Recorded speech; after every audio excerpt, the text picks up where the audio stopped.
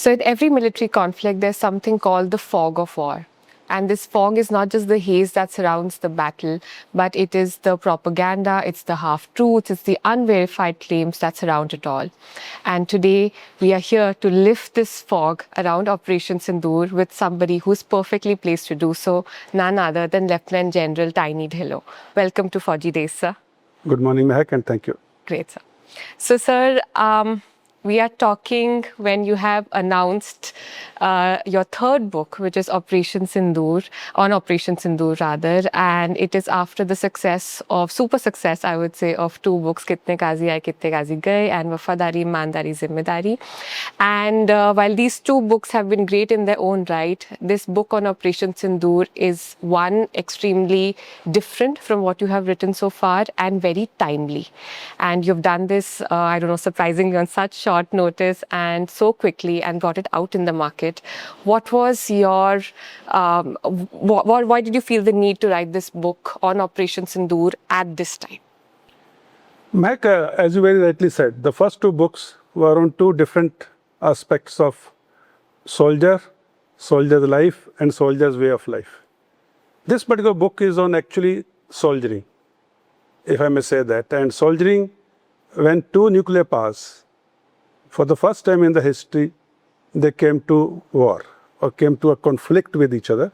And like two nuclear powers fighting for the first time in the history, and then within 4 days, one nuclear power, which is aided by a third nuclear power, is brought down to its knees with air defense totally broken, the air force totally grounded. And thereafter, or even during that 4-day war period itself, started the battle of narratives.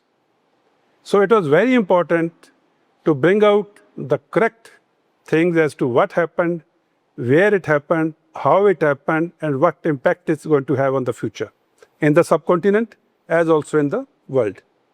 So it was important to bring out this book and bring it out in a time-bound manner at the earliest possible so that the fog of war, the smoke around the narratives is cleared for the readers to know the truth as it happened. So that was my attempt. I hope you would appreciate and love it the way you loved the first two books. Wonderful, sir. And so I think it almost came as a surprise to everybody else when you announced it, and you had a slight build-up. Nobody knew what to expect at that time. But I think it has been brought, just like you said, at the right time, because there is so much surrounding Operation Sindoor. We don't know the exact truth. And talking about not knowing the exact truth, I want to highlight or rather ask you about one particular thing. A lot of the media narrative was around, you know, the striking of terror camps in Pakistan. It was around air defense, the new air defense that we are seeing now all around. But all of this talk was around, particularly around the international border sector. But there was very less that was covered around the LOC, the line of control. So does your book also cover that and unearth the truth around that? Thank you, Mehak, for asking this question. Like that 4-day war, the narrative or the way things built up after Pahalgam, 22nd April to 6th of May. And on the 6th of May, the terror targets were launched. Bahawalpur to Kotli and Muzaffarabad. So the whole build-up or the whole concentration of the media's attention was centered around Bahawalpur, Muridke, and subsequently the battle on the international boundary. The air contest, which actually happened at long distances, as also the air defense. Very little was highlighted or spoken about the battle on the line of control. Actually, a very fierce battle took place on the line of control during this 4-day war, including the hitting of maximum terror targets in the Pakistan-occupied Jammu Kashmir in the initial strikes of Sindoor and subsequently for 4 days, where the enemy was involved, the civilians were involved, own forces are involved, and above all, the technology and the counter-technology was involved. So very detailed explanation of the actions on the line of control in the book Operation Sindoor, the untold story. Actually, the untold story is the line of control. So read this book and find out how your great Indian army gave a bloody nose to the Pakistanis in the on the line of control, actually in the POJK. Read this book. I think there's a lot which is told about the battle on the line of control, and that is the most loved chapter as an author from the entire book. Wonderful, sir. And sir, another thing that you had just touched upon in the previous question was that this was the first time that two declared nuclear nations had gone to war, and you said it was also supported by a third. Pakistan, in fact, outrightly gave nuclear threats to India. So how do you feel we have delicately balanced this, and what are the lessons to be learned from this? Mac, the nuclear weapons are not the weapons for destruction. Nuclear weapons are the weapons for threat in being. And Pakistan's nuclear saber rattling over the last 30, 40 years has been the overshadowing thing in the subcontinent, wherein the terrorism grew, terrorism expanded, and terrorism struck at various places in the subcontinent and the international areas, originating from Pakistan, with the nuclear threat overhang or the nuclear saber rattling overhang. If you do this, I will strike the nuclear weapon. I will, kill half the world, as Asim Munir said on the soil of United States of America after Operation SINDOOR. So calling off the nuclear bluff was very important and was the main crux of Operation SINDOOR. We called Pakistan nuclear bluff. We hit the terror targets with impunity. We brought down the air defense and air force, and we hit their air bases with the impunity just after 72 to 96 hours of the commencement of the operation. Now that is calling off the nuclear bluff. And it has been done with precision and with the military might, political will, economic might, and diplomatic efforts supporting the comprehensive national power which was employed against Pakistan during Operation Sindoor. Read more about it in the book. I think there's a lot which has been spoken about this subject in the book. I think that's a very powerful statement, sir. The fact that we have been able to call out their nuclear bluff, which they have used very tactically in a way. So very rightly said, sir, in that spirit. And sir, the next thing, of course, the most widely circulated videos were around drone footage. And we saw it for the first time. Of course, we've seen it at the global stage and other international conflicts.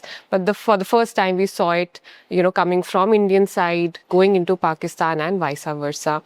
So how would you now treat this new era of warfare? It includes drones, it includes unarmed vehicles. So it's a new way of a modern conflict. So what do you have to say about this new defense that we have to look into? Mac, warfare has been evolving ever since the mankind existence.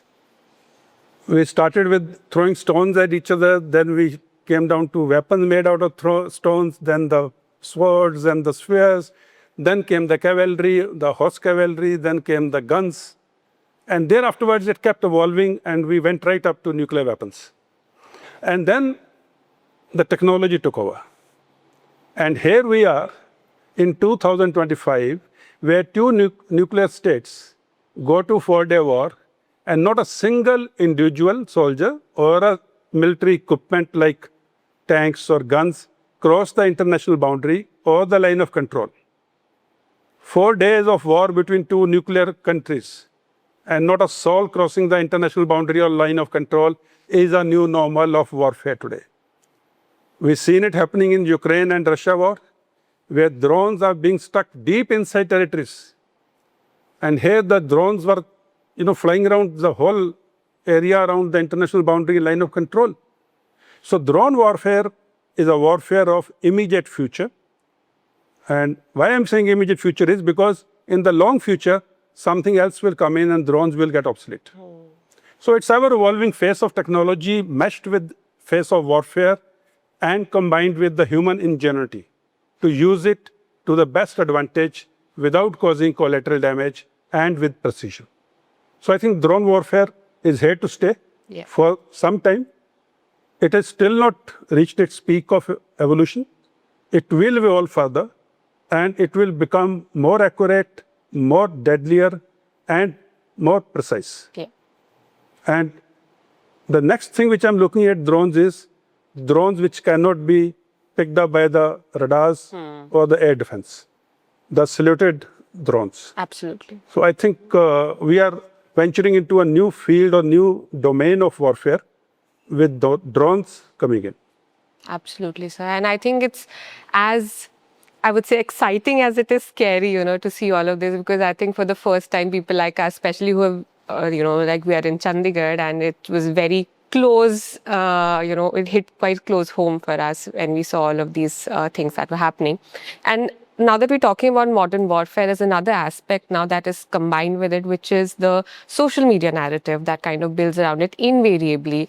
And there is so much propaganda, so many half-truths that have spilled because of it. And now I would say that is also part of the new normal that we have, And then there were claims from the Pakistani side that, okay, they have shot down, say, 4 or 5 Indian aircraft. The Indian air chief also claimed something similar regarding Pakistan. So again, for the normal person, people like us, there is so much of, confusion regarding what actually happened. So how does your book on Operation Sindoor kind of clear this for us? Because social media kind of went berserk in all this time. Mac, I have touched on this subject as a subchapter, who won, who lost, as also who called the ceasefire. Two most discussed and, sort of fanned out discussion points on the social media as also the media. Who won this war? What were the parameters of winning a war? And who called the ceasefire? Till as late as, maybe after 2 months or 3 months after the war, the conflict has ceased, the hostilities have ceased, still the claims are coming in as to who called the ceasefire.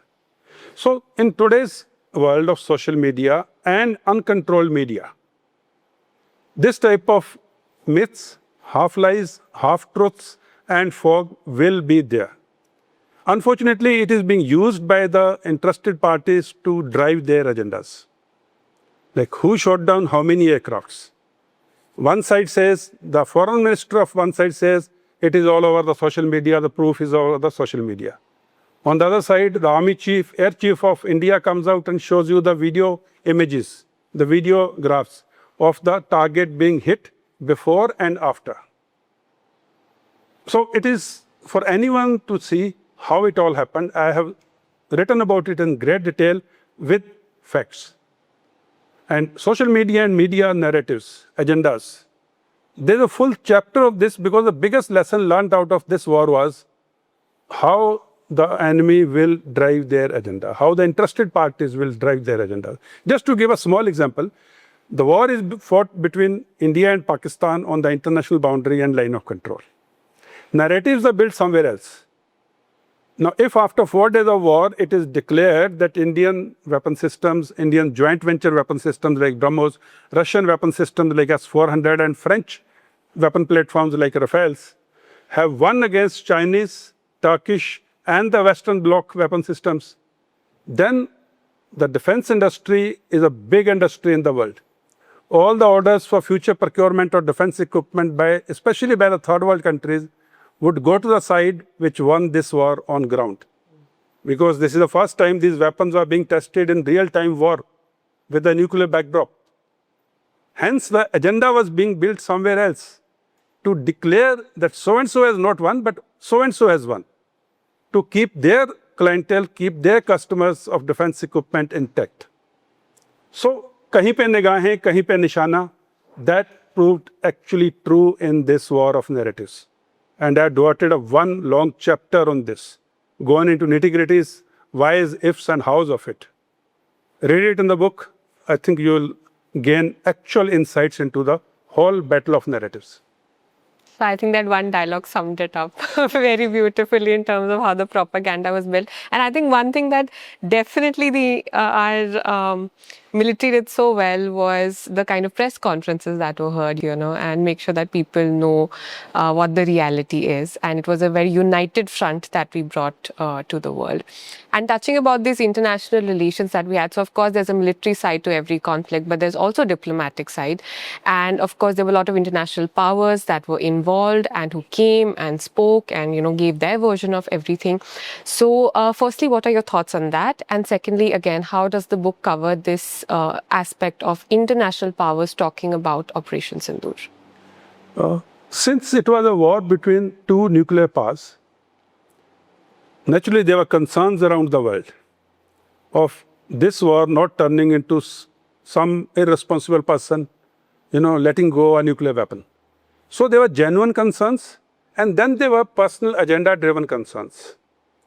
Agenda-driven concerns were revolving around the sale of weapons of that particular international power, and genuine concerns were for the nuclear weapons not to be used. Hence, everyone was wanting the war not to escalate to those levels. And India, being a responsible nuclear state, on the night of 6th, 7th May, when we hit the terror targets, we very clearly gave out 4 terms of reference. The first one was, we have hit the terror targets as a retaliation to Pahalgam terror attack. Second was, we have not hit any military installation, nor we intend to. Third one was, there is no collateral damage which has been caused of civilian property and life. And fourth was, India does not want escalation. Now, these were the 4 terms of reference, self-imposed terms of reference by a responsible nuclear state. But Pakistan retaliated against our civilian targets, against our military targets, against our population, and that is declaration of war. Thereafterwards, India pinned down their air defense and struck on their air bases as a telling blow to convey a message that it is now or you are going to get it more. And that is when Pakistan came begging for ceasefire. It is the Pakistani Director General Military Operation who called up the Indian DGMO at 3:35 p.m. that day and asked and requested for cessation of hostilities. This complete sequence of events has been explained in the book in great detail, and who won, who lost, to who called the ceasefire. So please read it in the book, Operation Sindoor, the untold story of Indian deep strikes inside Pakistan. You will love it. So, sir, also it is impossible, now that we're talking about international relations, international powers in action during Operation Sindoor, when we talk about India and Pakistan, it's hard to ignore the China factor. It always remains. What would you have to say about China's role, whether directly or indirectly, in Operation Sindoor, and do you feel it had any impact on the outcome? See, China, Pakistan, Turkey, this triangle is there to stay. It's a reality of subcontinent. And we, as a most powerful nation in the region, with mighty military, with 1/6 of the world's population, 4th largest economy, and a highest or the biggest democracy in the world. We have responsibilities towards our own people. We have responsibility towards the subcontinent and the world at large. So anything this trio does against the interest of Indian state or Indian population, our Indian government reserves the right to react in the manner they deem fit. They showed one hand during Operation Sindoor. If something similar to Pahalgam is repeated again, either in isolation by Pakistan or in conjunction with a third country, India reserves the right to retaliate the way it will weigh its options, and the best possible option will be executed as a comprehensive national response. So, it is a good thing that India as a nation is standing up to the world, is standing up to the atrocities being committed against our citizens, and it is standing up for the interest of our citizens. That is the way nations become great. That is the way civilizations become great. And we are there, we were there, we are there, and we are going to go further higher.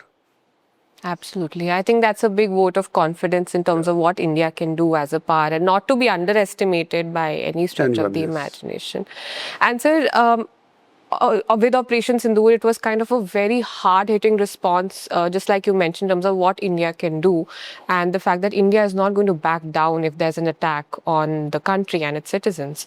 Do you feel Pakistan will desist from such activities in the future? And if not, what do you feel is the way forward for India? How do we look at the relations between these two countries going forward?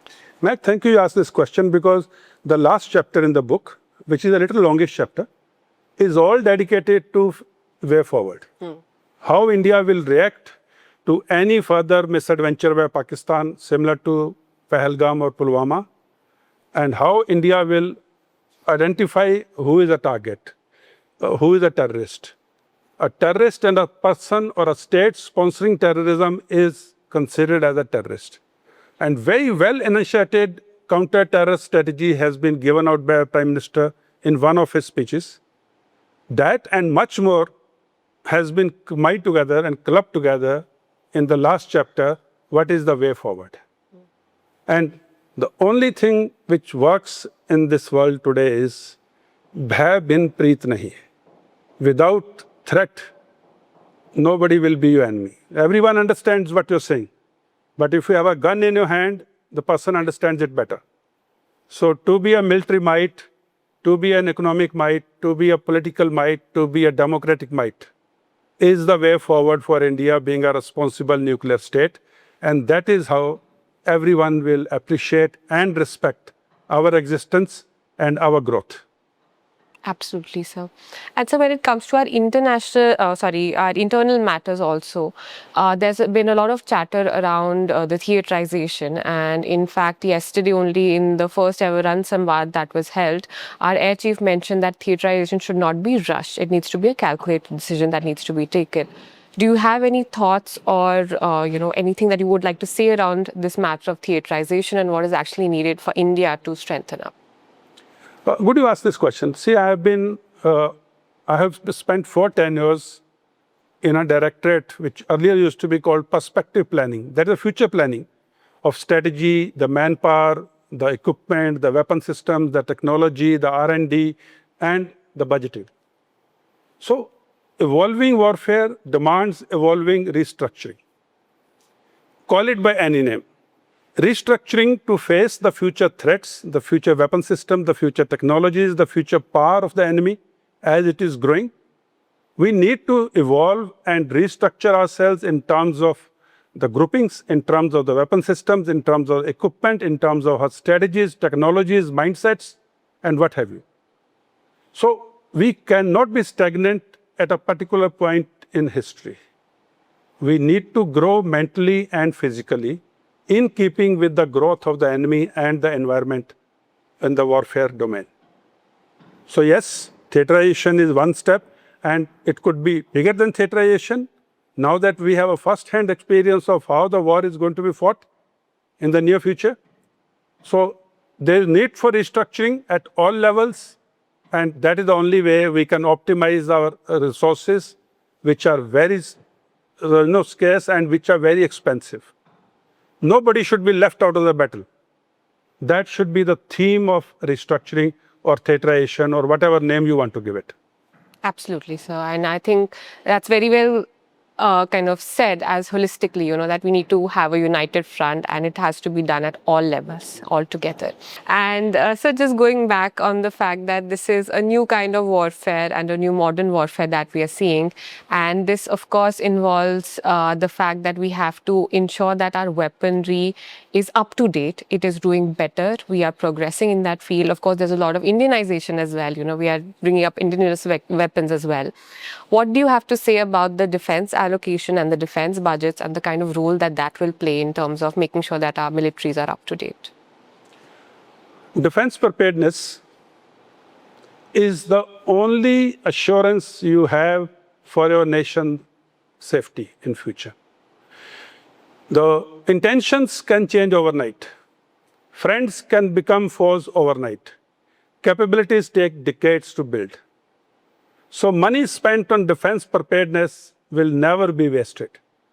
And this war has shown us intentions changing overnight.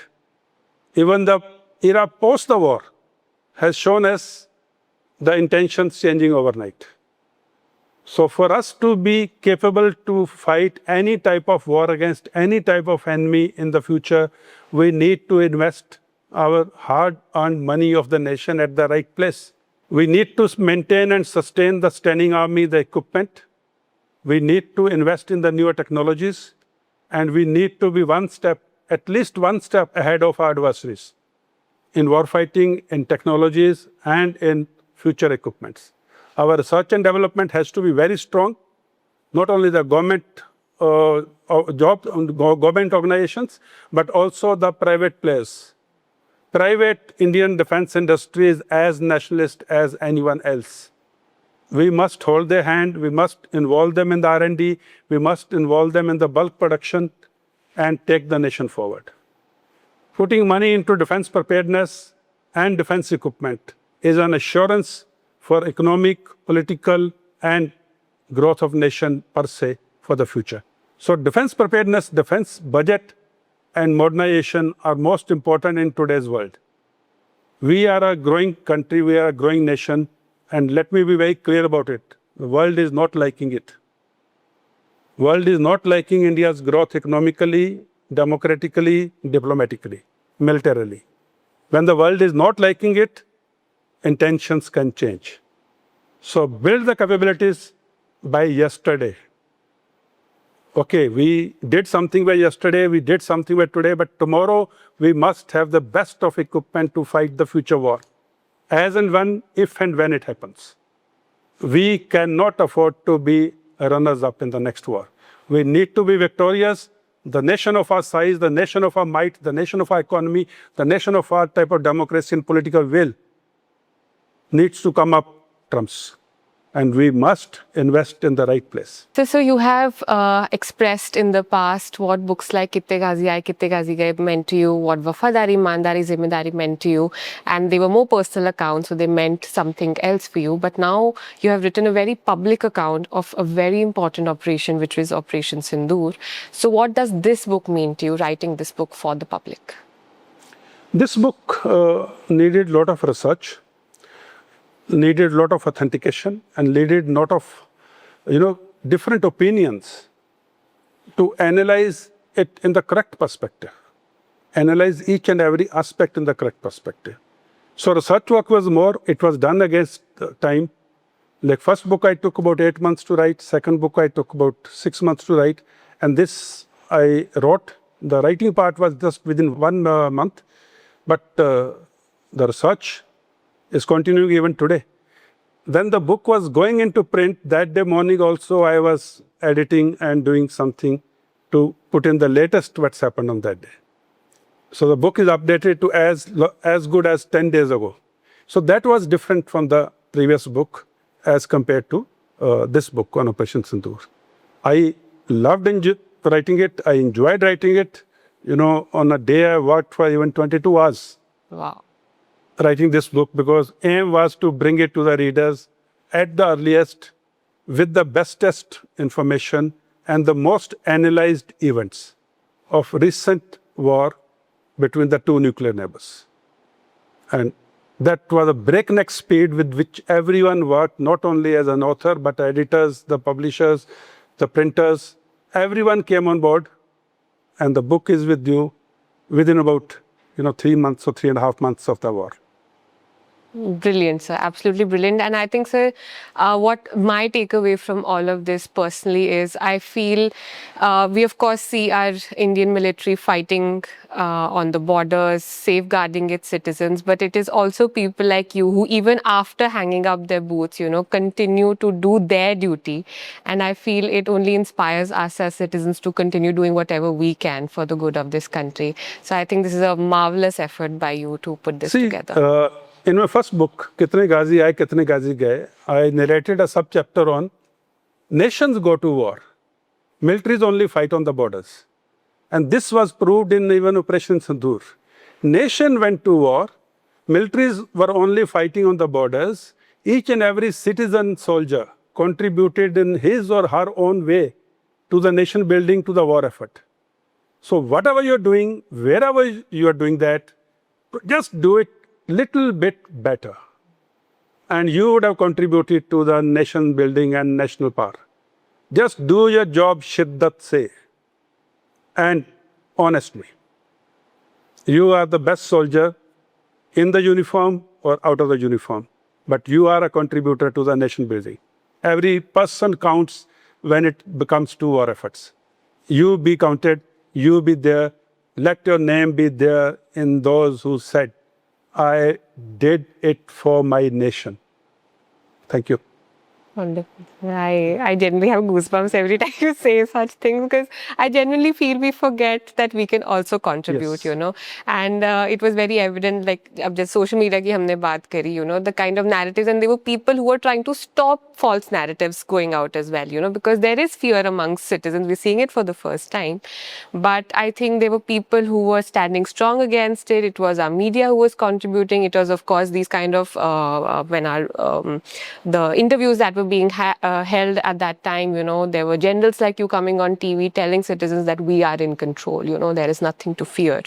And I think that is a very, very important part of it. And so when it comes to the readership, of course, you have a very, very lovely and very wide readership for all your books. There are a lot of people who follow you and who will be looking forward to something like this, because I would say arguably this is going to be the most authoritative account on Operation Sindoor that is out there in the public. So what would you feel your readers should take away from this book, and what sort of readership are you looking at with this book? Mac, any book always targets a particular segment of the society as their future or intended readership or readers. This particular book, Operation Sindoor, I will say will be of interest to people who have seen partition, who have seen 47-48 conflict, because they would be able to compare from then to now.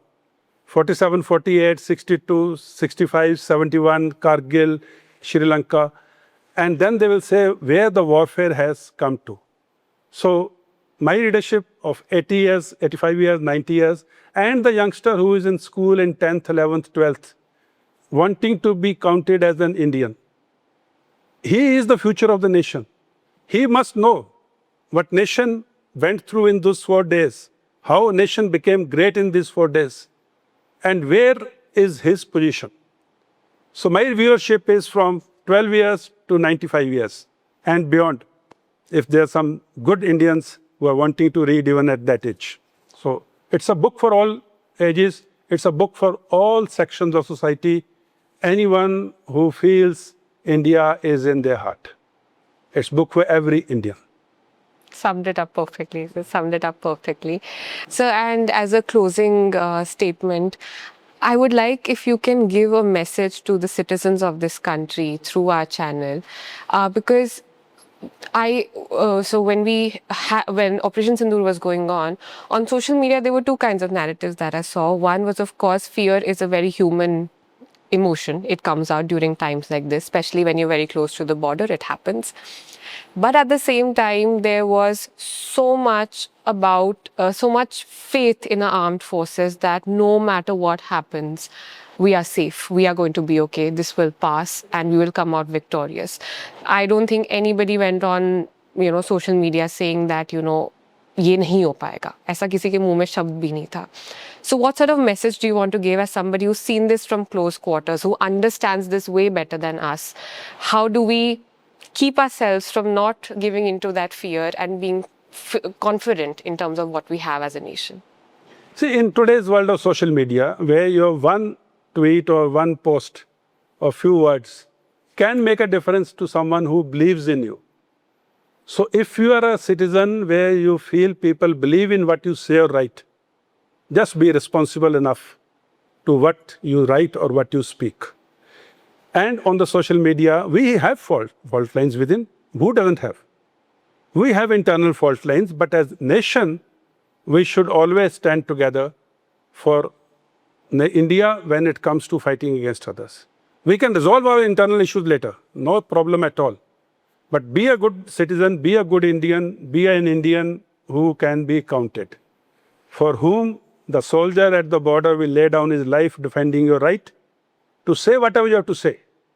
But we can say it internally. For outside world, we should speak one language. And that language is, I am an Indian and I belong to India and India is my nation. Right or wrong, it is my nation. I will stand by my nation.